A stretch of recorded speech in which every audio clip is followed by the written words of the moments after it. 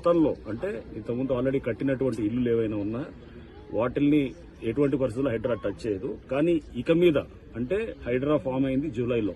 ఆ తర్వాత గనక ఏమైనా స్ట్రక్చర్స్ వస్తుంటే గనక వాటిల్ని ఖచ్చితంగా డిమాలిష్ చేయడం జరుగుతుంది. చెరువు ఎఫ్టీఎల్లోకి వచ్చి కడుతున్నటువంటివి కానీ ఇప్పుడు ఏదైతే గనక ఆల్రెడీ పర్మిషన్ లేకుండా ఉన్న వాటిని గతంలో పర్మిషన్ తీసుకొని ఏమన్నా పాత డేట్స్ తోటి కడుతుంటే గనక ఓకే, దట్ ఈస్ యాక్సెప్టెడ్. కానీ బట్ ఇప్పుడు పర్మిషన్ లేకుండా వచ్చేటటువంటి అంటే ఇక్కడ పర్మిషన్స్ కూడా ఇక మీద అంటే హైడ్రా ఫార్మేషన్ తర్వాత వచ్చే పర్మిషన్స్ కూడా అది వస్తే కూడా దాని మీద కూడా మేము చెక్ చేస్తాం.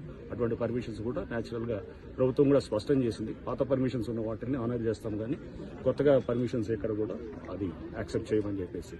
సో ప్రభుత్వ పాలసీకి అనుగుణంగా ఈ చెరువులను కాపాడే దీంట్లో మేము డెఫినెట్ గా ఎఫ్టీఎల్ అట్లానే ఎంక్రోచ్మెంట్స్ కాపాడే దిశగా హైడ్రా పనిచేస్తుంది. అండ్ దీంట్లో ముఖ్యంగా ఈ ఎవరైతే పేదవాళ్ళు ఉన్నారో లేకపోతే చిన్నవాళ్ళందరూ కూడా ఆక్యుపై చేస్తున్నారో వాళ్ళని ఎటువంటి పరిస్థితుల్లో డిస్టర్బ్ చేయడం కూడా వాళ్ళకి చెప్పడం జరిగింది. సో దీంట్లో ఎవడన్నా వచ్చి రేపు తప్పుడు ప్రచారం చేసి మీ ఇల్లులంతా కూడా కూలుస్తారంటే దయచేసి నమ్మొద్దని కూడా నేను చెప్తున్నాను. ఆల్రెడీ మీరు ఎప్పుడో కట్టుకునే ఇల్లులు అవి అనాథరైజ్ అయినా ఆథరైజ్ అయినా పర్మిషన్ ఉన్నా పర్మిషన్ లేకున్నా కానీ వాటిని కూలగొట్టదు.